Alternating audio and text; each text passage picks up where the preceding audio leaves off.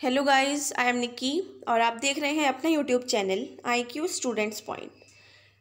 Guys, जैसा कि आप सबको पता है कि हमारे YouTube channel IQ students point पर अभी फर्स्ट ईयर फर्स्ट सेमेस्टर के पॉलिटिकल साइंस मेन कोर जो स्टूडेंट्स हैं पॉलिटिकल साइंस ऑनर्स के, उनके मेन कोर सब्जेक्ट की क्लासेस स्टार्ट हैं।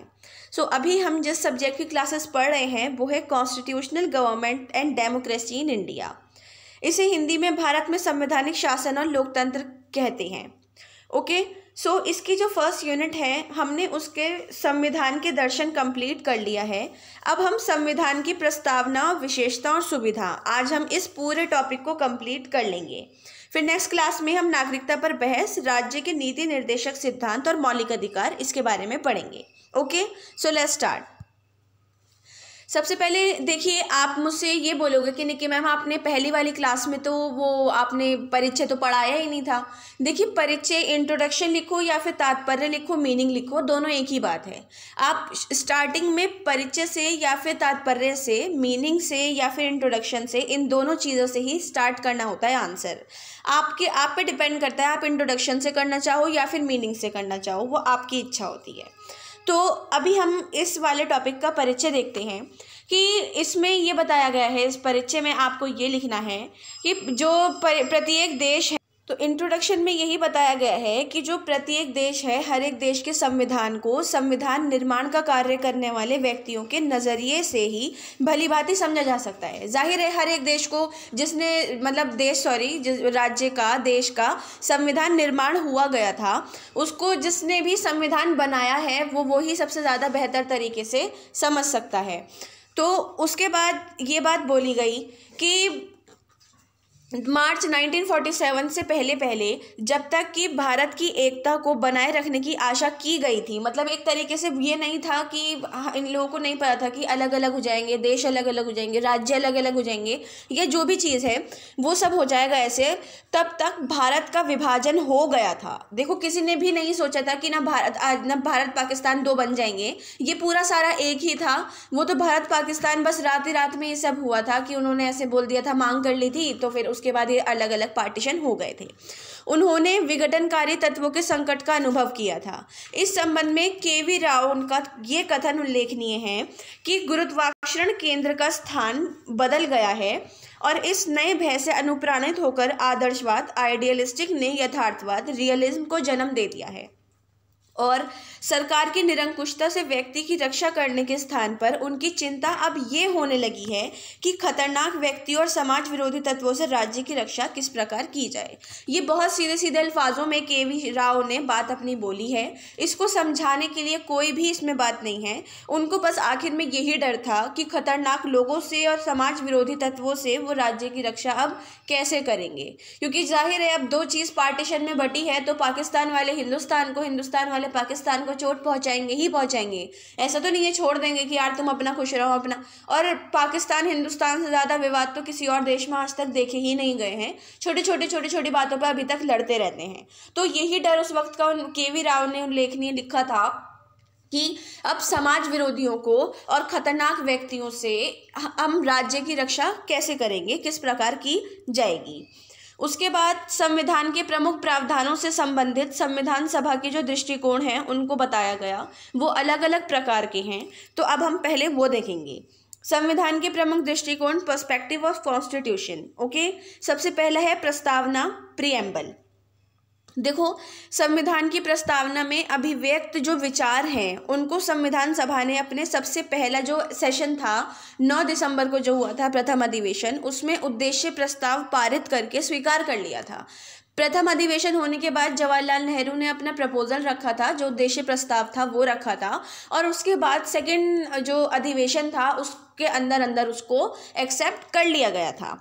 उसके बाद प्रस्तावना संविधान सभा कि इस संकल्प की घोषणा है कि वे भारत को संपूर्ण प्रभुत्व संपन्न लोकतांत्रिक गणराज्य बनाएगी। क्यों?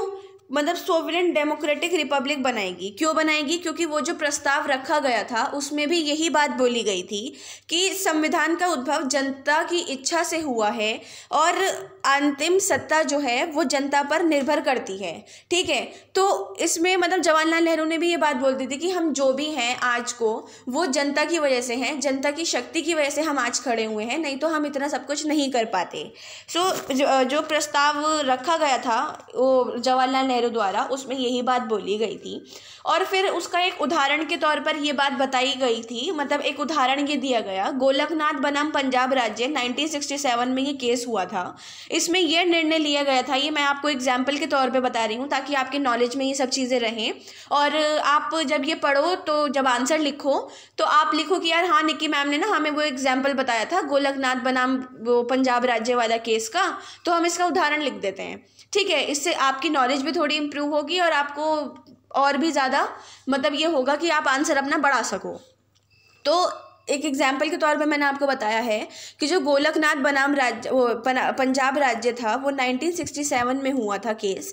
और इसमें ये निर्णय लिया गया था कि इसमें संविधान के किसी भी भाग से संशोधन किया जा सकता है और जिसमें अनुच्छेद 368 एवं जो हमारे फंडामेंटल राइट्स हैं, मूल अधिकार हैं, उनको शामिल किया गया था। मतलब इसमें ये बोला गया कि संविधान के किसी भी भाग में, कोई से भी पार्ट में, फोर्थ में, थर्ड में, सेकंड में, इसमें संशोधन अमेंडमेंट किया जा सकता है जिसमें अनुच्छेद 368 जो है और जो फंडामेंटल राइट्स हैं उनको शामिल किया गया था। ठीक है, सभा के जो परामर्शदाता थे उस टाइम BM राव थे, उन्होंने इस पर आपत्ति दी थी और ये बोला था कि राष्ट्रमंडल की जो धारणा है उसमें सही से विकास होता जा रहा है और अब उस स्तर पर पहुंच चुके हैं कि जिस पर गणतांत्रिक संविधान वाले राज्य को स्थान दे दिया जा सकता है। ठीक है, उसके बाद सेकंड जो आपका दृष्टिकोण वो देखा गया मौलिक अधिकार, फंडामेंटल राइट्स।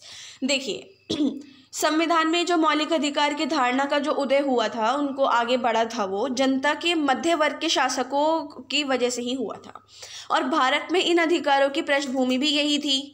तो जो मौलिक अधिकारों की व्यवस्था करते समय संविधान निर्माताओं ने इस तथ्य से वो परिचित हो गए थे, वो इस बात को बिल्कुल अच्छे से अपने माइंड में बिठा चुके थे कि जिस पृष्ठभूमि ने अमेरिकी अधिकार पत्र को जन्म दिया है उसके दिन अब खत्म हो चुके हैं और उसका स्थान एक कल्याणकारी राज्य की धारणा ने ले लिया है। मतलब एक वेलफेयर जो स्टेट है उसने ले लिया है, जबकि संविधान निर्माताओं का विचार ये था कि भारत में लोक कल्याणकारी राज्य के दायित्व को पूरा करने के लिए आर्थिक क्षमता नहीं थी। वो पब्लिक वेलफेयर स्टेट के लिए उनको पूरा करने के लिए उनको वो एक मतलब उनके लिए इकोनॉमिकल जो उनकी पूरी सिचुएशन थी वो बिल्कुल भी सही नहीं थी। जाहिर है उस टाइम बंटवारे हुए थे, कुछ लोग मरे थे, कुछ लोग जिंदा थे, कुछ की फैमिलीज उधर चली गई, कुछ इधर रह गए थे। तो इतना सब पैसे का भी इतना नुकसान हो गया था, ट्रेन जला दी गई थी, रोड सब तबाह कर दिए गए थे। अब जाहिर है उन सबको बनाने के लिए भी सब पैसा लगना था। तो एक तरीके से जो पब्लिक वेलफेयर स्टेट था उसको संभालने के लिए वो कैपेबल नहीं थे। तो अपनी इस धारणा के आधार पर उन्होंने अधिकारों को दो भागों में बांट दिया था, जस्टिसिएबल राइट्स और नॉन जस्टिसिएबल राइट्स। अब इसका भी एक एग्जाम्पल मैं आपको दे देती हूँ, वो आप लोग वो भी याद रखना। सबसे बड़ा एग्जाम्पल है इसका केशवानंद भारती बनाम केरल, 1973 में ये केस हुआ था और जिसमें अधिकारों और जो आपकी धारा है इसने संविधान सभा में सबसे ज़्यादा विवाद को जन्म दिया था, क्योंकि इस विवाद में इंदिरा गांधी इंक्लूड थी और इस टाइम पे ये संपत्ति का अधिकार था और उससे संबंधित जो अनुच्छेद 31 था वो उसको मतलब वो अनुच्छेद 31 में ही सब चीज़ों को रखा गया था। फिर 19 मार्च 1955 को संसद के चौथा संशोधन अधिवेशन हुआ था और डॉक्टर BR अम्बेडकर ने भाषण देते हुए ये बोला था कि जब 31 जो आपका अनुच्छेद है उसकी रचना हो रही थी उस समय कांग्रेस दल अपने भीतर इस तरह विभाजित थी कि हम ये नहीं जानते थे कि हम क्या करें, उसमें क्या व्यवस्था करें और क्या व्यवस्था ना करें। ठीक है, तो देखो ये बात इन्होंने यहाँ पर इसलिए बोली है BR अम्बेडकर ने क्योंकि उस टाइम इंदिरा गांधी कांग्रेस में कदम रख चुकी थी और उन्होंने आते ही कांग्रेस को 2 पार्ट्स में डिवाइड कर दिया था। एक कांग्रेस ओ के नाम से थी और एक कांग्रेस जो थी न्यू एन के नाम से थी। जो कांग्रेस ओल्ड वाली कांग्रेस थी उसमें वो सारे नेता थे जिसमें वो जवाहरलाल नेहरू के टाइम से चलती हुई आ रही थी, और इंदिरा गांधी अपनी चलाती थी, अपने पर्सपेक्टिव्स रखती थी। तो उनके पर्सपेक्टिव की साइड जो आए वो इंदिरा गांधी की टीम में चले गए थे। तो जब ये संपत्ति का अधिकार बना था तब 31 अनुच्छेद में इसको रखा गया था संपत्ति के अधिकार को, और उस टाइम इन लोगों में इतने ज़्यादा ये विभाजित हो गए थे, बट रहे थे एक दूसरे में, कभी ये नेता ओल्ड में जा रहा था, कभी न्यू में जा रहा था। तो अंबेडकर कह रहे थे कि इन सब चीज़ों को देखते हुए हमें खुद समझ में नहीं आ रहा है कि हम क्या व्यवस्था करें और क्या व्यवस्था ना करें। उसके बाद आता है नीति निर्देशक सिद्धांत, डायरेक्टिव प्रिंसिपल्स जो हैं आपकी। इसमें संविधान के चौथे भाग में नीति निर्देशक सिद्धांतों के बारे में लिखा गया है, और इसमें जब लिखा गया था तो बहुत ज़्यादा वाद विवाद हुए थे। संविधान के सभी और बहुत सारे सदस्य जैसे काजी सैयद करीमुद्दीन हैं, हरि विष्णु कामत हैं, प्रोफेसर नसीरुद्दीन हैं, केटी शाह है, और भी ये केटी शाह, मैंने इनकी फ़ोटो भी लगा रखी है, आप इनको देख सकते हैं। तो इन सब ने इन सिद्धांतों का क्रियान्वयन राज्य के लिए अनिवार्य होना, ये वाली बात बोली थी कि नीति निर्देशक सिद्धांतों का क्रियान्वयन होना बहुत ज़्यादा ज़रूरी है, राज्य के लिए बहुत ज़्यादा ज़रूरी है। इन लोगों ने ये बात बोली थी। इस बात को ध्यान में रखते हुए जब संशोधन प्रस्तुत किया गया था तब शीर्षक ने निर्देशक के स्थान पर मौलिक शब्द का प्रयोग किया था। जिनने ये अपना प्रस्ताव रखा था तो उन्होंने मौलिक शब्द का प्रयोग किया था, क्योंकि मौलिक अधिकार इससे पहले बन चुके थे, उनको नाम दे दिया गया था। तो डॉक्टर अंबेडकर ने बहुत सारे जो ये हुए थे, अन्य बहुत सारे सदस्य थे, उन सब के साथ मिलकर संशोधन और उनके पीछे जो निहित भावनाएं थी उनको अस्वीकार कर दिया था। बिल्कुल, मतलब उनको कहा था कि मैं एक्सेप्ट करूंगा ही नहीं। तो उसके बाद उन्होंने ये बोला कि मौलिक शब्द का प्रयोग अनावश्यक है बिल्कुल, और मौलिक शब्द का प्रयोग ना करते हुए इन्हें राज्य व्यवस्था के मौलिक सिद्धांत के रूप में मान्यता प्रदान की गई है। कि मतलब अगर आप लोगों को राज्य के नीति निर्देशक सिद्धांत नहीं बोलना है ना, तो उसकी जगह मौलिक शब्द भी यूज़ मत करो। उन्होंने ये बोला या तो मौलिक सिद्धांत कर दो या फिर निर्देशक सिद्धांत हटाकर नीति मौलिक, या क्या मतलब कुछ बन थोड़ी रहा है ये। उनका एक तरीके से वाद विवाद इस बात पर हुआ था। तब इन सिद्धांतों का जो प्रयोजन आने वाली व्यवस्थापिका और कार्यपालिका हैं उनको निर्देश देती हैं, और इस दृष्टि से निर्देशक शब्द भी उचित है। इन्होंने ये बोला कि व्यवस्थापिका और कार्यपालिका, उनका काम है निर्देश देना, ऑर्डर देना, तो वो उनके लिए ये निर्देशक शब्द ही बिल्कुल ठीक है। तो इसलिए नीति निर्देशक सिद्धांत के नाम से इसको फिर रखा गया था। उसके बाद आता है संघीय कार्यपालिका। देखिए, संघीय कार्यपालिका को 3 टॉपिक्स में इन्होंने डिवाइड किया है। 3 topics: president, presidential elections, powers of president, राष्ट्रपति, राष्ट्रपति का निर्वाचन, राष्ट्रपति की शक्तियाँ। देखो, राष्ट्रपति में कुछ नहीं लिखना, बस ये लिखना है कि BN राव ने ये बात बताई थी कि कार्यपालिका के प्रकार का चुनाव नवीन संविधान की रचना में सबसे ज़्यादा महत्वपूर्ण प्रश्न था। बस ये वाली बात है। इसके बाद सारे वाद विवाद इकट्ठे हुए थे कि प्रेसिडेंशियल इलेक्शन है, प्रेसिडेंशियल पावर है, ये सब चीज़ों पे। तो प्रेसिडेंशियल जो इलेक्शंस हुए थे, राष्ट्रपति का निर्वाचन, उसमें कुछ सदस्यों ने ये बोला था कि राष्ट्रपति को वयस्क मताधिकार पर निर्वाचित करवा दिया जाए। अब उस टाइम पर तो 21 साल का जो व्यक्ति होता था, लेडी या मैन जो भी हैं, वो वोट देते थे जो 21 साल के होते थे। लेकिन अब तो 18 साल के हो गए हैं कि 18 साल के होते ही आप वोट दे सकते हो अपना। तो उस टाइम बहुत सारे जो ये थे, ये नेता वगैरह थे, अंबेडकर थे और भी बहुत सारे थे, उन्होंने कहा कि मतलब राष्ट्रपति की क्या यही वैल्यू रह गई है कि एक आम जनता से उसकी मतलब एक तरीके से उसको चुना जाएगा। तो उसके बाद इन्होंने इसको अस्वीकार करते हुए 3 तर्क दिए थे। सबसे पहला ये दिया था कि भारत जैसी विशाल जनसंख्या वाले देश में राष्ट्रपति का प्रत्यक्ष निर्वाचन करवाना बिल्कुल भी संभव ही नहीं है। कि इतने सारे लोग हैं कि करके आके देंगे अपना, और उस टाइम इतनी जनरेशन, मतलब पॉपुलेशन जो थी वो बच्चों में नहीं थी, ज़्यादातर बड़ों में ही थी, क्योंकि उस टाइम लड़ाई वड़ाई जब ये ख़त्म हुई थी तो सारे बड़े ही थे, ओल्ड थे या फिर थोड़े से जवान थे या जवान होने जा रहे थे। तो उस टाइम इतने बच्चे नहीं थे। तब ये वाली बात देखी गई थी कि इतनी सारी जनसंख्या में राष्ट्रपति का निर्वाचन करवाना ये बहुत मुश्किल है। दूसरी बात ये बताई गई कि इतने बड़े चुनाव को संपन्न करने के लिए बहुत बड़ी संख्या में चुनाव अधिकारियों की आवश्यकता होगी, कि अब इतना बड़ा ये चुनाव बनाया जा रहा है तो इसको संपन्न करने के लिए भी बहुत ज़्यादा लोग चाहिए होंगी, जगह चाहिए होंगी, मशीनें हैं, ये सब चीज़ें हैं, वो सब चाहिए होगा। और थर्ड बात ये रखी गई कि इस प्रकार का निर्वाचन संविधान में निहित राष्ट्रपति की स्थिति से बिल्कुल भी मेल नहीं खाता है। वही सेम बात जो मैंने आपको अभी ऊपर बताई कि अंबेडकर ने बोला कि क्या राष्ट्रपति की वैल्यू इतनी ही रह गई है कि आम जनता आकर अब उसको वोट देगी कि हाँ तू हमारा राष्ट्रपति बन। ऐसा नहीं था। इसलिए इन्होंने यहाँ पर तीसरा तर्क दे दिया था अंबेडकर ने कि इस प्रकार का निर्वाचन संविधान में निहित राष्ट्रपति की स्थिति से बिल्कुल भी मेल नहीं खाता है। कोई मतलब एक तरीके से बनता ही नहीं है कि यार तुम आम जनता राष्ट्रपति को दो, ठीक है। तो फिर डॉक्टर अंबेडकर ने कहा कि कुछ अटपटी सी ये बात है कि राष्ट्रपति को वयस्क मताधिकार के आधार पर निर्वाचित किया जाए और फिर उसे कोई वास्तविक शक्ति ना दी जाए, क्योंकि राष्ट्रपति की इतनी शक्तियाँ नहीं होती हैं, ठीक है, होती हैं लेकिन इतनी नहीं होती हैं।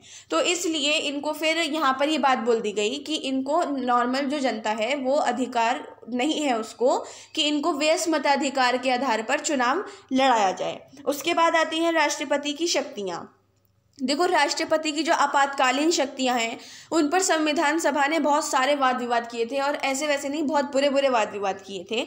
कमात ने बोला था कि जर्मनी में आप लोगों को याद होगा हिटलर ने क्या व्यवहार किया था। जब संसद में सब बैठे हुए थे उन्होंने छूटते ही यही बोला कि आप लोग जानते हैं कि हिटलर ने क्या किया था, वो वहाँ का लीडर था, उसको सारी पावर्स दे दी गई थी। तो अगर हम यहाँ पर भी प्रेसिडेंट को ये पावर दे दें तो वो भी हम सबके साथ यही हशर करेगा जो हिटलर ने वहाँ के लोगों के साथ किया था।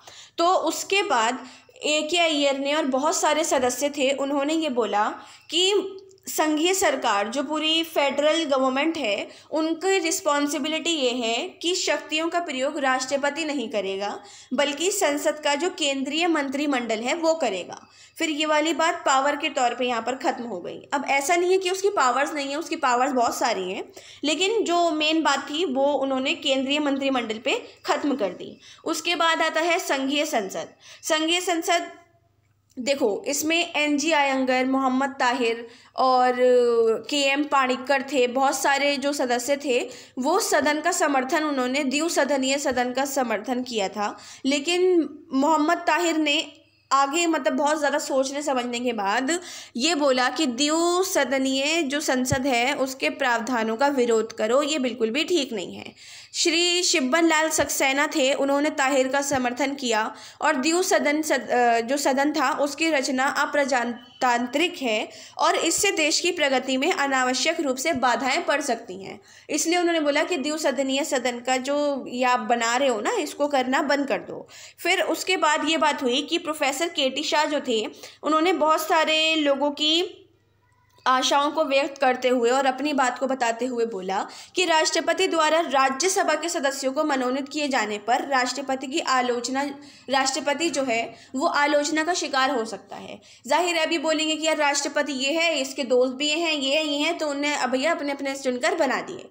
फिर भी इन सब के बाद भी भारतीय संविधान में राष्ट्रपति को राज्यसभा के 12 सदस्यों को चुनने का अधिकार दिया गया है, ठीक है। प्रारूप समिति जो ड्राफ्टिंग कमेटी है उनमें लोकसभा के निर्वाचन के लिए वयस्क मताधिकार की सिफारिश की थी और सभा ने इसका व्यापक स्वागत किया था। लेकिन डॉक्टर अंबेडकर और डॉक्टर कुंजरू जैसे बहुत सारे व्यक्ति थे, उन्होंने कहा कि सिद्धांतों में वयस्क मताधिकार श्रेष्ठ होते हुए भी, मतलब ज़्यादा इम्पोर्टेंस रखते हुए भी, भारत की विशेष परिस्थितियों के कारण इसे हम नहीं अपना सकते हैं, क्योंकि वयस्क मताधिकार, अब वही सेम वाली बात आ गई ना कि राष्ट्रपति के टाइम पर भी इतने सारे जनसंख्या का कैसे आप वोट ले सकते हो। तो इसलिए यहाँ पर ये वाली बात बोली गई कि अब भैया अब उनका भी ऐसा वयस्क मताधिकार के तौर पर चुनाव नहीं हो सकता है। उसके बाद आता है संघीय न्यायपालिका, फेडरल जुडिशियरी, कि भारत में दोहरी राजनीतिक व्यवस्था के होते हुए भी संविधान सभा ने एकीकृत न्यायपालिका को ही अपनाया है। एकीकृत न्यायपालिका को अपनाने के बाद प्रोफेसर के.टी. शाह ने ये बोला कि अमेरिका भी जहां पृथक्करण के सिद्धांत को अस्वीकार किया गया है, ऐसे बहुत से न्यायाधिकार हैं जिन्हें कार्यपालिका और प्रशासनिक अभिकरण में निहित किया गया। इन सब को देखने के बाद भारत में फिर ये डिसीजन लिया गया कि व्यवस्थापिका और कार्यपालिका जो है वो न्यायपालिका पर अपना रौब नहीं चला सकती है, न्यायपालिका बिल्कुल स्वतंत्र है, क्योंकि होता उस टाइम हो जाता था कभी कभार ऐसा कि वहाँ पे बैठे हुए जज को या किसी को धमका दिया और भैया केस जीत के चले गए। तो इसलिए ये वाला बात निकाली गई थी कि अब न्यायपालिका जो है पूर्ण रूप से स्वतंत्र है, और कार्यपालिका और व्यवस्थापिका जो है वो इस पर अपना कोई भी रौब नहीं चला सकती, ना कोई दबाव उस पर डाल सकती है। अब उसके बाद इन सब चीज़ के बाद जब ये चीज़ समाप्त हो गई तो आप इसका निष्कर्ष निकलना बहुत ज़्यादा ज़रूरी था। अब जब एक चीज़ ख़त्म होती है तो उसका कंक्लूजन निकलता ही निकलता है कि भाई किस नतीजे पे पहुँचे हो, तुम नतीजा बताओ।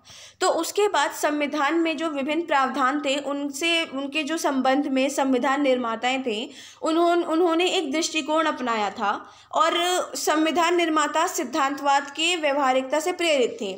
तो संविधान निर्माण के जो प्रत्येक पहलू हैं उन पर विभिन्न मत और दृष्टिकोण प्रकट किए गए हैं, और वाद विवाद भी बहुत सारे हुए थे, बहुत सारे। तब इस सब चीज़ों को देखते हुए रजनी कोठारी ने लिखा कि इन दृष्टिकोणों से पता चलता है कि नए राष्ट्र की संस्थाओं का ढांचा तैयार करते समय किस प्रकार निर्णय लिए गए हैं, और ये संविधान भारत के भविष्य की आधारशिलता है, और इसकी रचना में नेताओं ने पुराने और नए विचारों से अधिक सामंजस्य लाने का प्रयत्न किया है। कि आप लोगों को मैंने उस टाइम भी बताया था कि कांग्रेस ने बहुत सारे ये लड़ाई झगड़े जब ये हो रहे थे तो कांग्रेस बढ़ गई थी, है ना। तो इन्होंने ये बोला कि नेताओं ने बहुत कोशिशें की हैं, बहुत ज़्यादा कोशिशें आपस में अंडरस्टैंडिंग बनाने के लिए। तो इसके बाद ये निष्कर्ष निकलता है कि सब चीज़ें सही हो गई थी और सब चीज़ें ढंग से बनती हुई जा रही थी। ओके, सो आपका जो संविधान सभा और संविधान फर्स्ट यूनिट का ये जो फर्स्ट टॉपिक है ये पूरा आज खत्म हो गया है स्टूडेंट्स। और नेक्स्ट जो हमारा टॉपिक है वो नागरिकता पर बहस, हम इसके बारे में पढ़ेंगे। Next class